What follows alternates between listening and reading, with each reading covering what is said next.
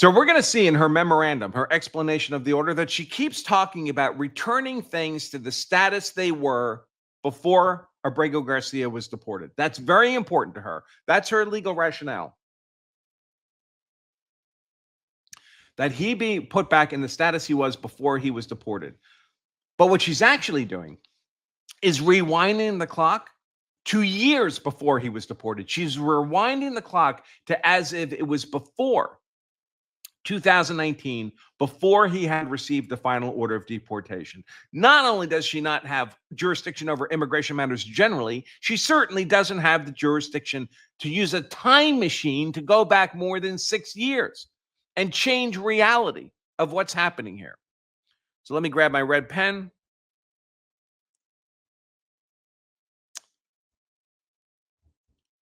Okay, I'm trying to grab my red pen. There we go. Again, this is a civil action. It's a deportation action, should not be in federal court. So I'm going to switch these windows. It's a little easier for me. Guys, hit those super chat goals. If you want to do the Ask Me Anything, we only have about less than 30 minutes left to hit another 18 of 20 $5 super chats. If you want me to spend my flight on the return from Miami back to Denver doing an Ask Me Anything on X. Otherwise, I'll sleep. I didn't sleep much last night.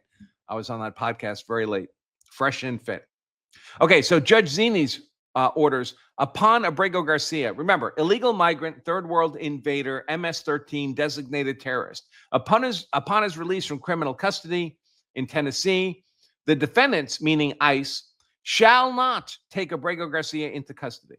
Not only will they not deport him, they cannot even take him into custody, including but not limited to custody by ICE. So no branch of government can take Abrego Garcia into custody. What if he robs a bank? Can't take him into custody? I mean, you're already denying them to their legal authority to take him into custody for offenses he's already committed. The Trump White House shall restore Abrego Garcia to his ICE order of supervision in Baltimore. Should the defendants commence third-party removal proceedings, the defendants shall provide written notice to Abrego Garcia and all his lawyers for at least 72 hours, excluding Saturdays, Sundays, and federal holidays, so business days, prior to the intended removal, identifying the country to which removal is sought. None of this is required by immigration law. The defendants, the Trump White House, shall immediately transmit this order to everyone in government under their control. And that's the order. Not even allowed to detain this illegal migrant, third world invader who's had a final order of deportation for 6 years and is an MS-13 designated terrorist, being prosecuted for human trafficking, alleged spousal abuser, under oath testimony of his wife, and far more. Far more. More than I can get into now. So let's now look at her memorandum. Her memorandum of why she thinks she's entitled to do this.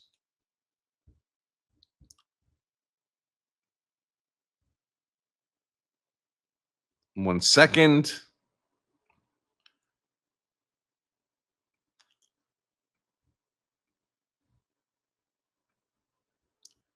New document. Here it is. All right. Whoops, that's not the right one. It is the right one, but it's this one. All right. I got to burn through this pretty quick to hit my deadline. All right. This is her explanation for that order of Paula Xinis. Pending before the court, plaintiff's emergency motion for the order to return Kilmar Abrego Garcia to Maryland after release in the Tennessee criminal proceedings. She goes over the background, and she just lies here. She lies throughout this. She says, ICE agents on March 12th arrested and detained Abrego Garcia without any lawful basis. That's a lie. That's not true.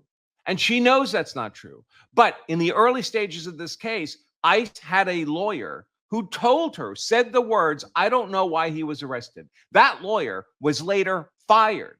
she was either incompetent, he was either incompetent, or he was a plant. The Department of Justice is full of left-wing wackos. He was a plant that was pro-illegal migrant. This judge, Xinis, knows that statement was not correct, but she's pretending that it's a correct statement so that she can pretend Abrego Garcia was detained without any lawful basis. He had a final order of deportation for 6 years. For that entire period, he was subject to lawful arrest and detention and deportation. 3 days later, defendants forcibly expelled Abrego Garcia to the one country they were prohibited from removing him, to El Salvador. Here she's talking about his order of withholding, which literally said he would not be sent to Guatemala, not to El Salvador. But in any case, he's no longer eligible for an order of withholding anywhere now that he's been designated an MS-13 terrorist member. Or more accurately, now that MS-13, which he's already been designated a member of 6 years earlier, that MS-13 has been designated to be a terrorist organization. The United States government has since admitted his removal was an error. No, that lawyer who was fired said that. The error indeed violated the Immigration Nationality Act. It did not. And his Fifth Amendment due process rights. It did not, because it's all a lie that his detention and deportation was unlawful. The court ordered preliminary injunctive relief. It commanded the defendants to return him to the United States and restore his status quo ante, the last uncontested status before the parties which preceded the controversy. The controversy is his deportation. His status before the controversy was he had a final order of deportation as an MS-13 terrorist, and he was subject to summary removal from the United States. That was his uncontested status prior to his actual removal. Now, if this judge wanted to return him to the status quo ante, his status quo ante, the legitimate status quo ante, is that he's illegally present in the U.S. with a final order of deportation as an MS-13 terrorist member, maybe subject to an order of withholding from Guatemala. And the United States is free to do whatever they want with that. But she's pretending that the status quo ante means the United States can't do anything with this guy, despite all those years-long legal findings. Then she lies. She says the Supreme Court affirmed that the relief encompassed, which she described, ensuring that Abrego Garcia's case is handled as it would have been had he not been improperly sent to El Salvador. Again, the Supreme Court was operating under a misunderstanding. They thought he was improperly sent to El Salvador. That's not true. So this is a completely out of context statement by the Supreme Court that Judge Xinis is now citing out of context simply to achieve the legal end she wants. For 3 months after this court issued the order, the injunction ordering this guy returned to the U.S., the White House disclaimed any authority to facilitate his return and disregarded court orders, all of which are lawless court orders, by the way. And the United States did not have jurisdiction over this guy. He was in El Salvador, not in American custody. The only way to compel his return would be to invade the nation of El Salvador. But Paula Xinis doesn't like that she's not getting her will, so she characterizes this as defiance and foot dragging that will be the subject of a separate sanctions motion. So she just has authority to issue lawless orders to the White House, to the Article 2 executive branch, and then punish them if they don't obey her lawless orders. Eventually, on June 6th, defendants returned to Abrego Garcia. He's back. So the first part of injunctive relief has been met. He was returned, but they demonstrated no appetite for fulfilling the second part to return Abrego Garcia to the status quo ante. Again, she's pretending that his status quo ante was he's just allowed to walk around in the U.S. That has not been his status quo ante ever. He's never been legally present in the U.S. Never. He came in illegally in 2011. He got a final order of deportation in 2019, sorry.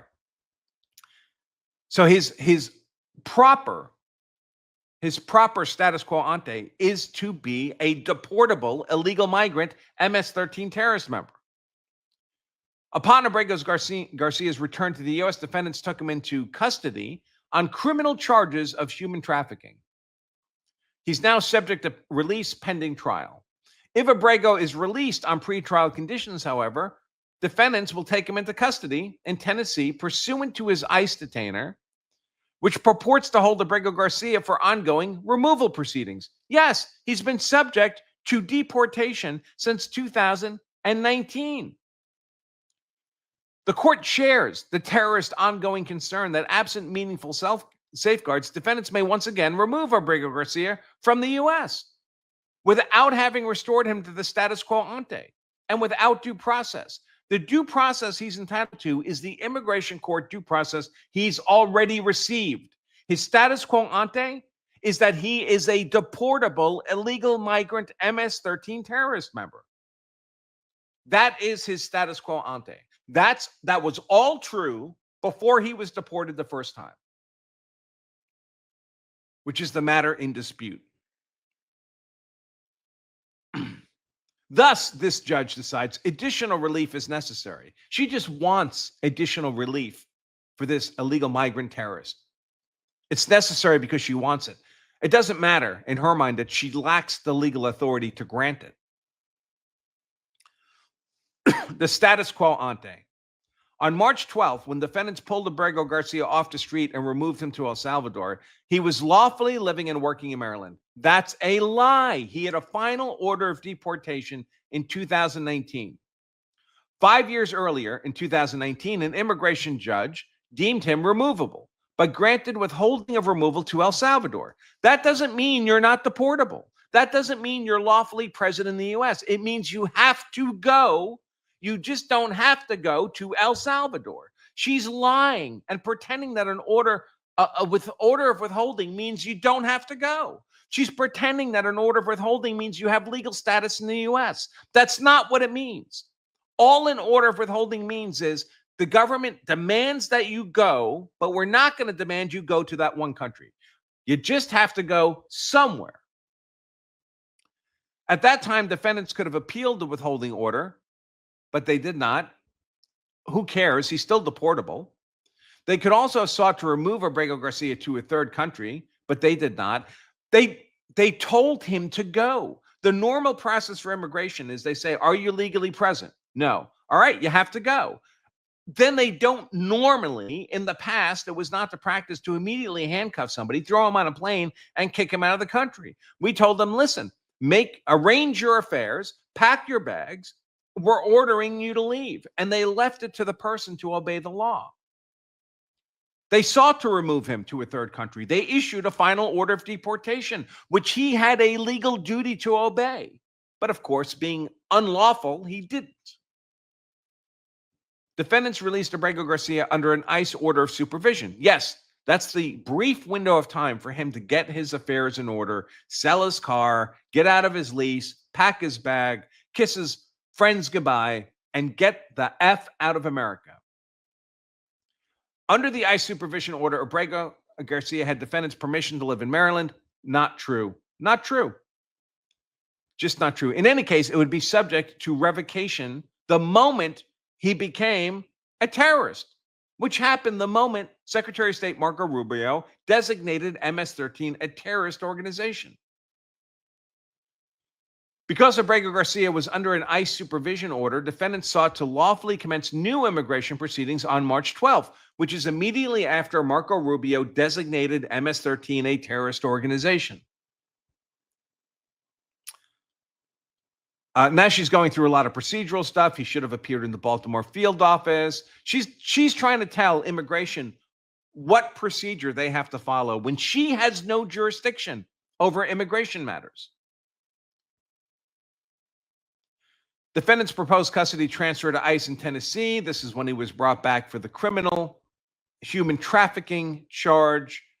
She kept asking the White House what they plan to do with him in terms of immigration, and they basically told her, that's up to us. You have no power here. She did not like that. She did not like these answers she was getting.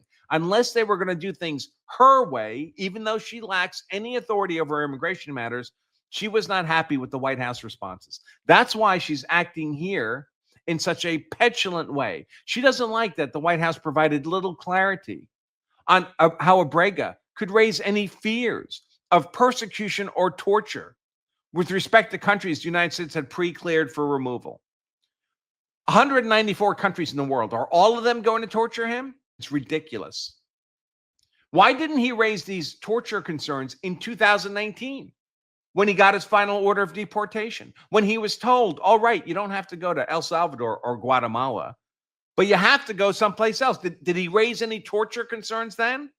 Of course not, because it's ridiculous. Abrego Garcia, she says, seeks limited relief under the All Writs Act. So this is another lie. The All Writs Act is an act that says the courts can issue whatever orders are necessary to exercise their legal jurisdiction. But she does not have legal jurisdiction over immigration matters. The All Writs Act doesn't magically give her authority. It authorizes courts to issue all writs or orders in aid of their jurisdiction. She does not have jurisdiction over immigration matters. But a bunch of these lawfare courts who have been attacking Trump, these unelected black robe tyrannical inferior district trial courts, because in 2025, in the last 6 months, a bunch of these courts are pretending they have jurisdiction. In the immigration context, courts have recently, never before Trump was sworn in, recently invoked the All Writs Act unlawfully to pretend they have jurisdiction over constitutional challenges to lightning fast deportations.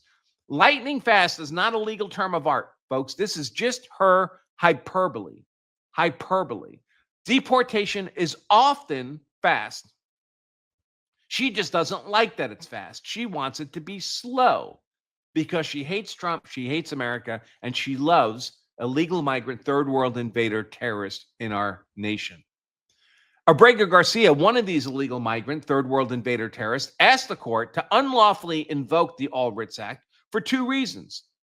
Well, of course, he does not want to be deported. She falsely characterizes this as restore him to the status quo ante. The status quo ante is he's a deportable MS-13 terrorist. And second, to impose modest due process protections. All the due process to which this guy's entitled happens in immigration court. Federal district trial courts have zero immigration jurisdiction. Return to the status quo ante. And she starts with a lie. An alien wrongly removed. He was not wrongly removed. She knows this. Abrego Garcia's immigration status at the time of his wrongful removal, he was not wrongfully removed. And she knows this. Defendants concede that had they commenced lawful immigration proceedings instead of unlawfully expelling him, the defendants are not conceding they unlawfully expelled him. One lawyer did that in error or malice and was fired for the mistake. So she doesn't like that the White House is not promising to not deport this guy.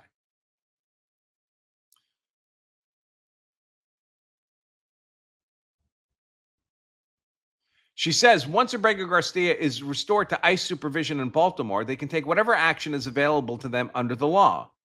But that's a different question from whether defendants, the White House, has shown any reason not to restore Abrego Garcia to the status quo ante upon his release from criminal custody. Certainly, the ICE detainer does not do that trick. The detainer cites ongoing removal proceedings as the basis for holding him, but by the defendant's own admission, no such proceedings exist. This guy's been in removal proceedings for 6 years. Abrego's withholding of removal has been final since 2019. She's pretending that's not ongoing. The order is ongoing until it's been executed, until the guy's out. By her insane reasoning, he's had a final order of deportation since 2019, and that's the end of the deportation process, even if he has not been deported. Apparently, the government has no more role here. They can issue a final order of deportation, but then they cannot execute the final order of deportation. Hey, we got about 10 minutes left, folks, and we need 15 more $5 super chats. If you want the Ask Me Anything stream on X when I'm on my flight home. So just a heads up, we don't have to do it. I'll take a nap on the flight if we don't hit it. But if you want the Ask Me Anything, we got to hit that goal within the next 10 minutes or so. Then I got to pack my bag and get out of this hotel room. If defendants wish to revisit withholding, they have to move to reopen such a proceeding in Baltimore, which has not been done. He's not eligible for withholding. He's now a designated terrorist. So much of this, again, is she doesn't like the White House's answers to her. Their answers are, we, the Article 2 executive branch, we manage immigration. You have no role here, Judge. And she cannot bear to hear that she does not have authority. Defendants have done little to assure the courts that absent intervention, Abrego Garcia's due process rights will be protected. He does not have anti-deportation due process rights in federal district court. That's not a thing. Congress stripped the federal courts of immigration jurisdiction. She's just pretending that she does. So this is all conclusion. The court concludes it must accord modest relief. Modest release is, in her mind, is a separation of powers violation where she seizes jurisdiction Congress has stripped from her. And she seizes it from the Article 2 executive branch. So she's an open rebellion, not against both the Article 1 legislative branch, Congress, and the Article 2 executive branch. She is the unelected, black-robed, tyrannical, inferior federal district trial court judge who rules over us all. Rules over us all. A separate order follows. Thanks for watching this highlight segment of our full-length Law of Self-Defense live stream. If you enjoyed this content, make sure to give us a like and subscribe for more expert analysis on politics, law, and how to be hard to convict. And to watch the full-length episode of this show, just click right here. Stay safe.